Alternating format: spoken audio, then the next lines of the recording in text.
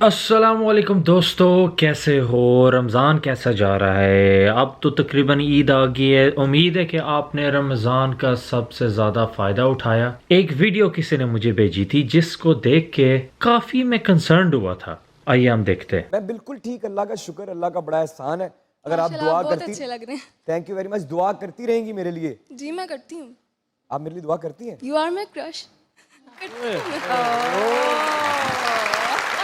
Literally आपके आने से पहले वो एनर्जी नहीं थी, जैसे आपको देखा ना एक एनर्जी आ गई सीरियसली। ताबेदार, बहुत शुक्रिया आपका। मेरे भाइयों और बहनों, आपको तो पता है कि औरतें हमारे जनरेशन बनाती हैं, वो हमारा घर बनाती हैं, वो नुमाइश वाली चीज नहीं होती। इसीलिए आजकल जो भी मुसलमानों को या इंसानियत को अटैक करना चाहता है, वो सबसे पहले जो फैमिली का जो यूनिट है ना, मतलब वो आइडियल्स जो फैमिली को एक साथ रखते, सबसे पहले वो इस चीज पर अटैक करते। एक दफा जो हस्बैंड और वाइफ है उनके दरमियान अनसर्टनिटी हो जाए, जब बच्चे और पेरेंट्स के दरमियान अनसर्टनिटी हो जाए, फिर बंदा इसी चीज में ही मशगूल रहता है। जो पॉलिटिक्स होगी, जो दुनिया के जो डीप डीप सवाल है, उसके लिए हमारा टाइम ही नहीं बचता। फिर तो इन मगरबी मुल्कों में आप यही देख रहे हो, जो LGBT का जो चीज़ है, जो मैस्कुलिनिटी फेमिनिनिटी का जो चीज़ है, इन चीजों पर अटैक किया जाता है। क्यों? क्योंकि यही असल चीज है। ये जो क्लिप आपने देखी है यार, ये काफी कंसर्निंग है। क्यों? क्योंकि नंबर वन, ये जो आपने चीज देखी है ये अब ग्रो हो रही है और ये काफी कंसर्निंग है। ठीक है, एक बंदा मजहब की तरफ अभी कायल नहीं है, उसकी तरफ अभी उसका रुझान नहीं है, वो इस तरह की बातें करे तो बंदा फिर भी अंडरस्टैंड कर लेता है। हाँ, कंसर्निंग होता है, लेकिन फिर भी बंदा अंडरस्टैंड करता है। लेकिन जब बंदा जिसकी दाढ़ी हो, जिसका हिजाब हो, तो इसका आम तौर पर जनरली ये लगता है कि ये बंदा अपनी इस्लामिक जर्नी शुरू कर रहा है। तो जब ये बंदा इस तरह के शो पर जाता है और इस तरह की चीज कहता है जिसमें कोई शर्मो हया वाली बात नहीं होती, तो एक हदीस याद आती है, जिस हदीस में बताया जाता है, if you have no shame then do as you please. जिस बंदे को कोई शर्म नहीं है वो एक किस्म का जो मर्जी करे, क्योंकि जाहिर है पीछे कुछ बाकी नहीं रहा। लेकिन ये भी अफसोस होता है कि ये बंदा इस तरह की बात करके सोशल मीडिया कहते हैं कि वो कभी नहीं भूलता। Social media does not forget.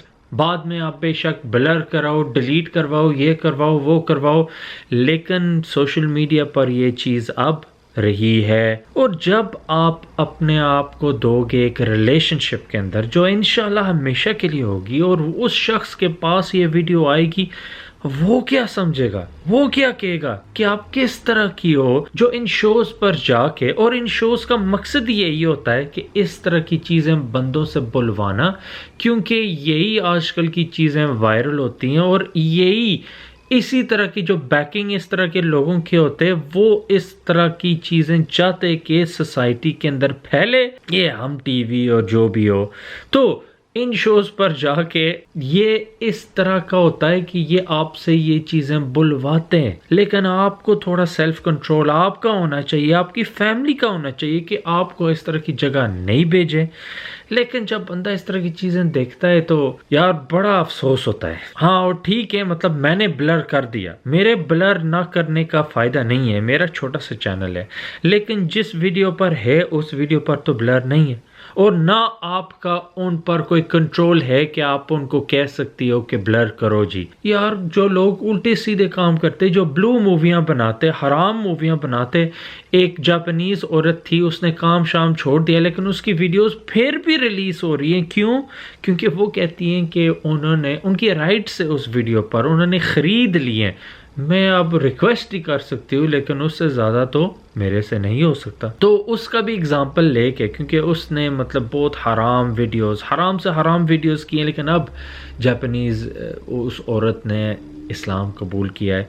लेकिन ये चीज़ें हमें मद्देनज़र रखने पड़ती है छोटी एज से, और ये हमारी फैमिली की रिस्पॉन्सिबिलिटी होती है कि हमारे साथ अच्छी रिलेशनशिप वो रखें, और हमें ये तरबियत में ये चीज़ों को शामिल करें, क्योंकि अगर यंगस्टर्स को इस तरह की डिसीजंस बंदा दे कि नहीं नहीं नहीं ठीक है आप करो, आप अपना वे खुद ढूंढो, वो वे ढूंढने के अंदर क्या क्या आपको अनडूएबल चीज़ें जो आप अनडू बाद में नहीं कर सकोगे। तो जो कहते हैं कि देखो ये अपनी शक्ल छुपाना और ये करना और वो करना, हम इस चीज़ को नहीं मानते। अल्लाह ने अगर हमें नुमाइश दी है तो फिर हमें फ्लॉन्ट करना चाहिए, हम दिखा सकते हैं, नो प्रॉब्लम। तो ठीक है, नेक्स्ट टाइम जब आप पैसों के साथ बाहर जाओगे तो आप माथे के ऊपर टेप कर देना, आप बाहर कपड़ों के ऊपर टेप करना। आप बटवे के अंदर क्यों रखते हो, और बटवे के अंदर एक जेब होती है उसके अंदर क्यों रखते हो, ट्रिपल लेयर ऑफ प्रोटेक्शन क्यों देते हो? क्योंकि आपको पता है वो चीज़ कीमती है, और अगर कीमती चीज़ होती है तो उसको प्रोटेक्ट भी करना चाहिए। और हमारी माएँ बहनें वो भी इस एग्जाम्पल के अंदर शामिल हैं, उनको भी हमें प्रोटेक्ट करना चाहिए। और ये लॉजिक उधर नहीं चलती कि नुमाइश करनी चाहिए और ये और वो। और जो हमारी बहन के जो भाई थे, जो बाप हैं, जो माएँ हैं, बहनें हैं, उन्होंने क्यों नहीं इसको रोका इस तरह की नॉनसेंस एनवायरनमेंट में जाके नॉनसेंस बात करने के लिए? बाद में तो वो कह सकते हैं कि नहीं नहीं हम इस बात को अग्री नहीं करते, लेकिन वो अब चीज़ होगी है। और जो ये शोज़ होते हैं इनके बड़े रूथलेस मेंटालिटीज होते हैं। एक दफ़ा आपने बात कर दी, उनका मेंटालिटी है बस पैसे व्यूज़, बस मोरालिटी इनको समझ नहीं आता। उम्मीद है इस छोटे से रिमाइंडर से आपको कुछ फ़ायदा पहुंचाए। नेक्स्ट टाइम तक अस्सलामु अलैकुम।